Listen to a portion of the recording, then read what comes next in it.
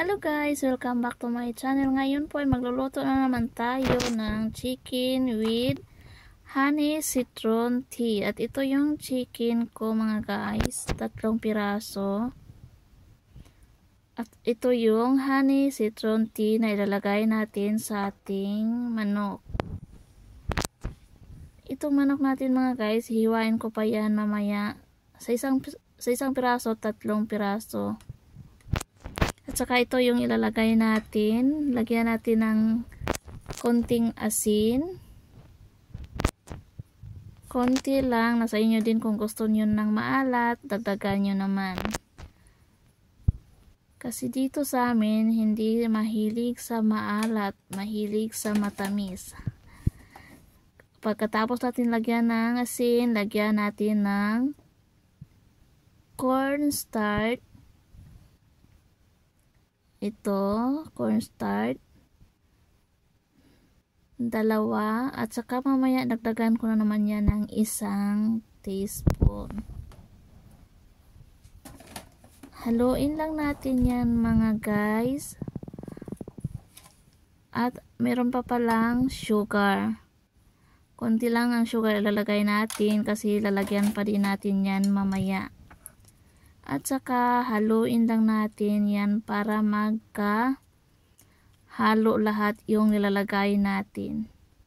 At meron pa akong nakalimutan, white pepper.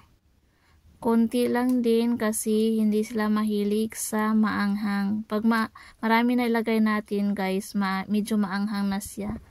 Kaso may kakain kasi ng mga bata, kaya konti lang yung nilagay natin para medyo mawala naman yung langsa ng manok.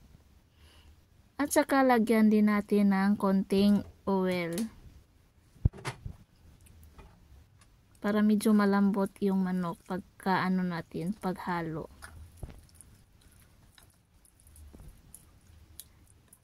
At ayan na, tapos na yan. Ayan, dinagdagan ko pa ng cornstarch yan guys, ng konti, kalahati ata yun ng teaspoon.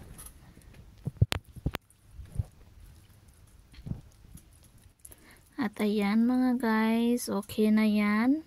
Pwede na natin i-fry. At ito, fry na natin. Maglagay tayo ng konting oil lang sa ating kawali kasi naglagay na tayo ng oil sa manok kanina. Kaya konti lang. Dadami din yan ng oil guys kasi yung chicken may din yun, may mga taba-taba. At pagkainit ng oil natin, ilagay na natin yung manok.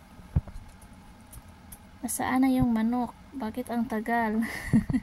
Ayan, ilagay na natin yung manok.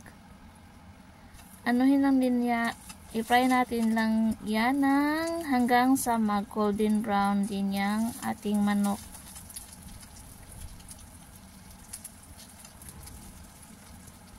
Kunti, mahina lang po yung apoy niyan para maluto yung sa loob.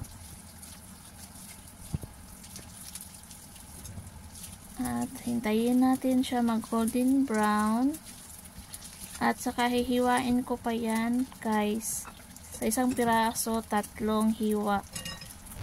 Para talaga maluto talaga siya yung sa loob.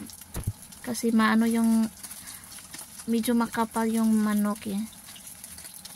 Hindi siya pag hindi natin hiwain, hindi siya masyadong maluto sa loob.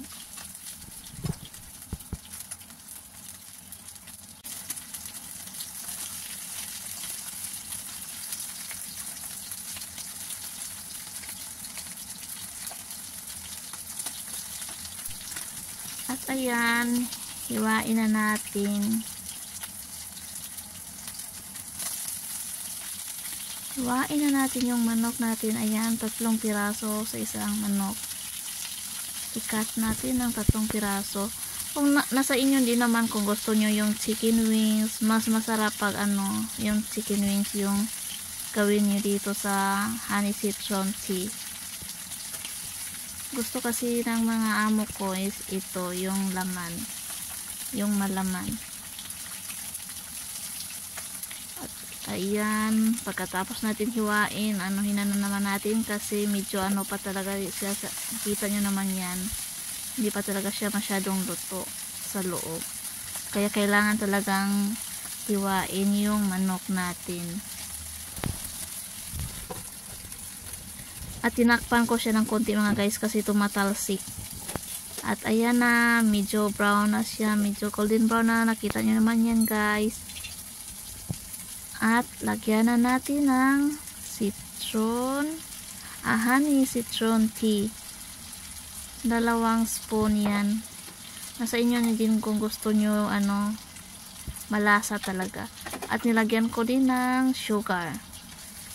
1 teaspoon yung sugar guys sa 2 spoon na honey citron tea. So ayan na siya, na medyo sticky na siya mga guys. Sobrang sarap niyan guys. Try nyo lutuin yang ito na recipe natin. Bye bye mga guys. Thank you for watching.